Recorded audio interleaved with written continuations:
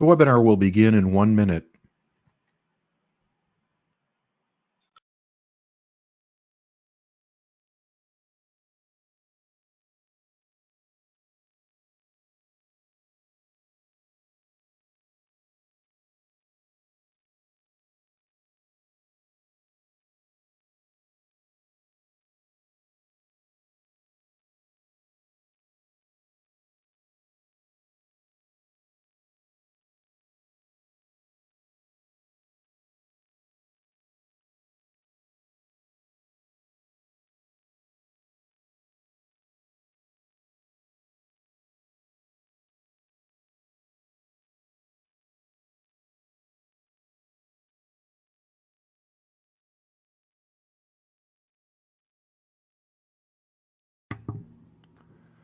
Welcome, everyone. We're pleased that you've joined us for today's webinar titled The 2019 Tax and Pension Numbers. The webinar will last approximately 25 minutes, and at the end, you'll be given an opportunity to receive supporting materials by email, free of charge to you. You will also be told how you may email questions related to today's content to the presenter. Today's presenter will be Jennifer Lawler. Jennifer is a senior consultant with Advanced Underwriting Consultants. In addition to her experience with answering tax and technical questions posed by producers every day, she has worked with closely held business owners as a lawyer and tax professional. She will draw on her experience during today's webinar, and here she is. Jennifer? Thanks, Linus. Thanks for joining us today, and Happy New Year. We will be reviewing some key financial numbers for the upcoming year. We will be hitting a few of the highlights for some of the most important numbers for 2019. But before we get started, we need to decide on a topic for next month's webinar. I'm going to launch a short poll and give you about a minute to vote on what topic you'd like to hear about next month. Your options are the most asked questions about Medicaid planning, trust as a beneficiary of a qualified account, and 3 overlooked tax and jobs changes. And the poll should be up now. So we'll give you about a minute to decide on what you'd like to hear about next month.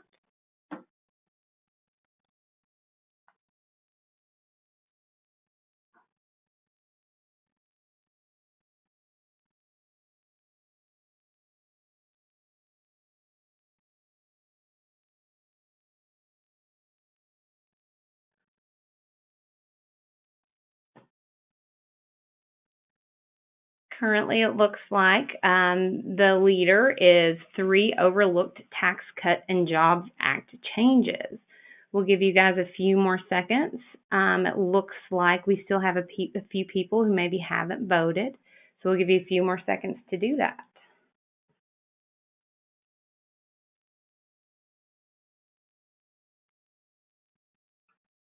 All right, it looks like next month's webinar topic will be 3 overlooked Tax Cut and Jobs Act changes. For participating in that.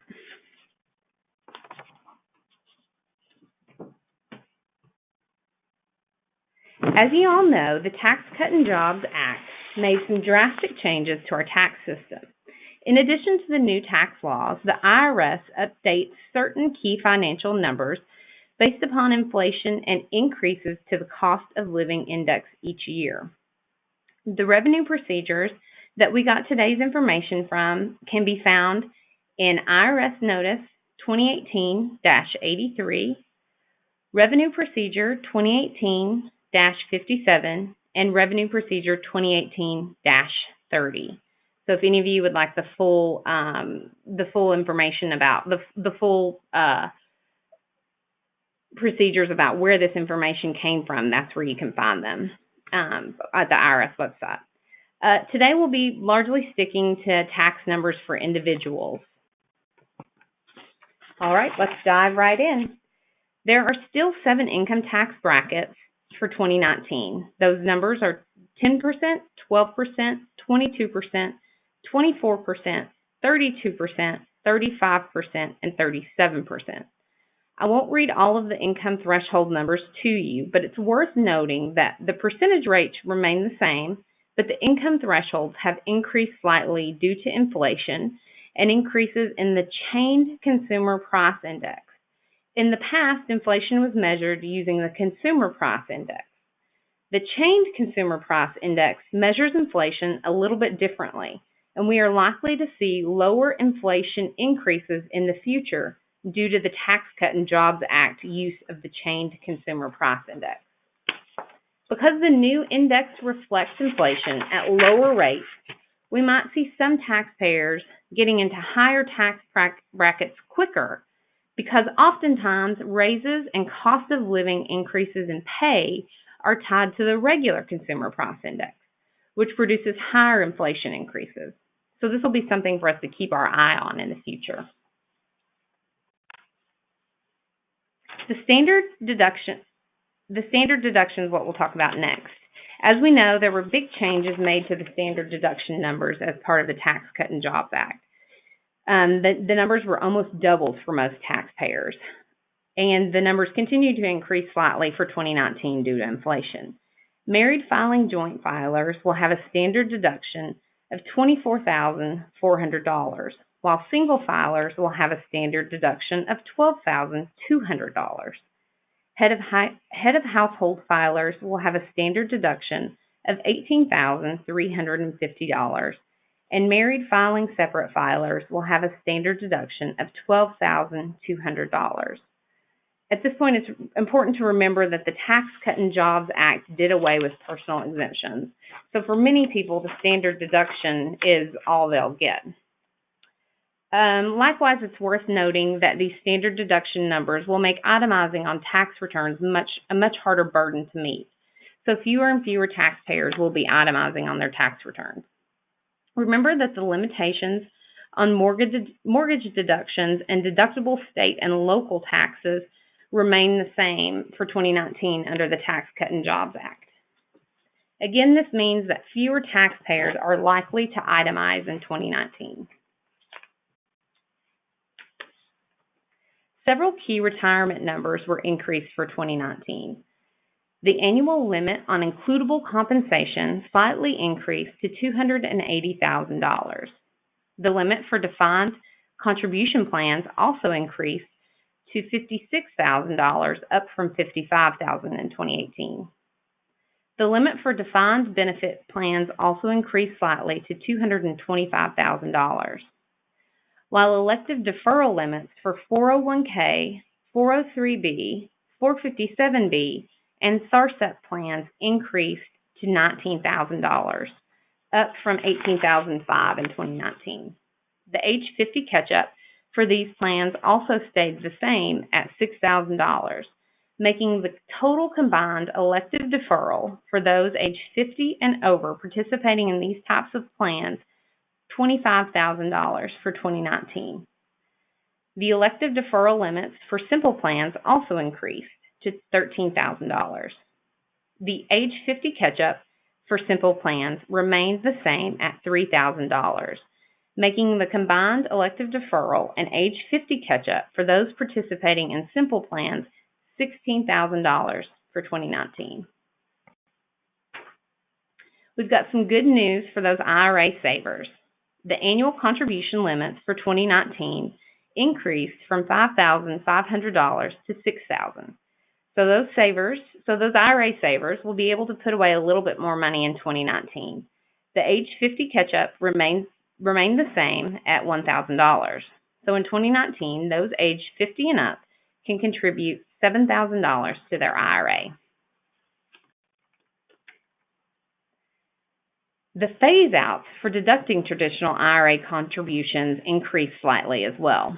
For married filing joint filers, the phase-out begins at $103,000, and the deduction is completely phased out for those with modified adjusted gross incomes of $123,000. For single filers and head of household filers, the phase-out begins at $64,000. The deduction is completely phased out for those with modified adjusted gross incomes of $74,000. For those that are married filing separate, the deduction is completely phased out if their modified adjusted gross income is $10,000 or more. For those married filing jointly, where one spouse is covered by a retirement plan and the other is not, the taxpayers can deduct the non-covered spouse's contributions when their combined modified adjusted gross income is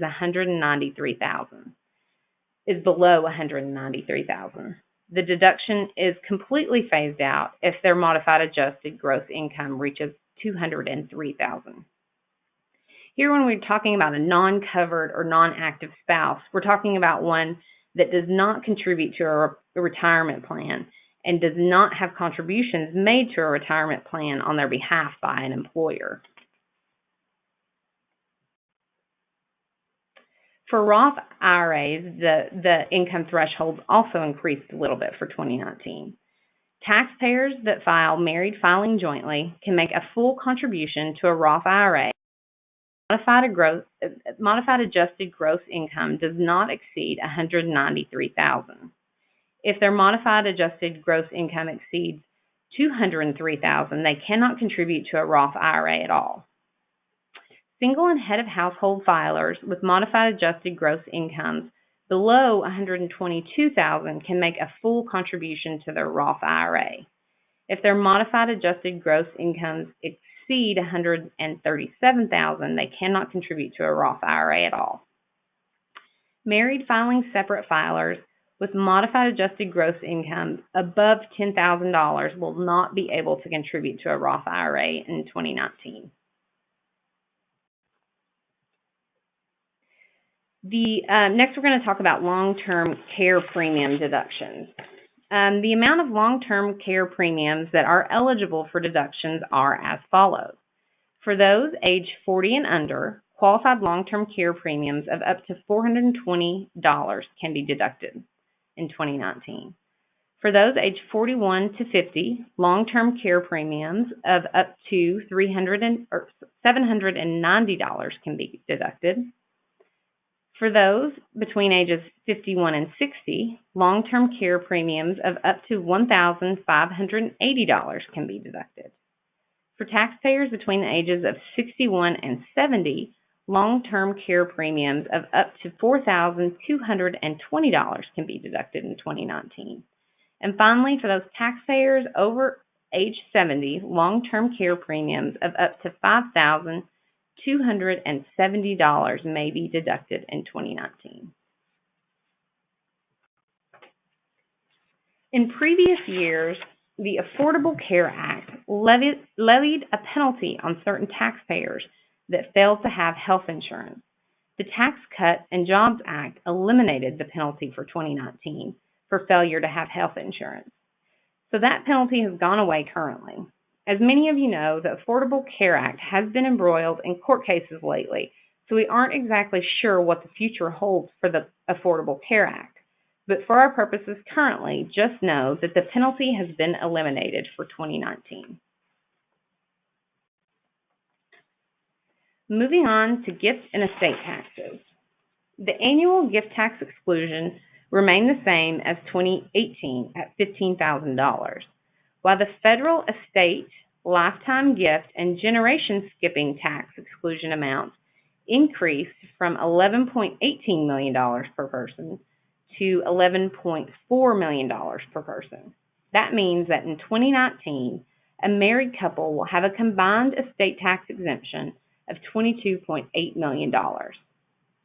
The maximum rates for estate, gift, and generation skipping taxes remain the same at 37%. These are just a few of the highlights of key financial numbers for 2019.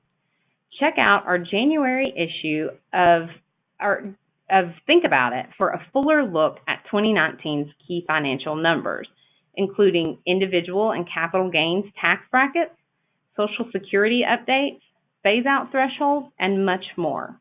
If you would like to receive a free copy of Think About It, the Numbers Edition, please email us and let us know. You'll find our contact information on the next slide. And with that, I'll turn it back over to Lennis. Thanks, Jennifer, and thank you all for joining us today.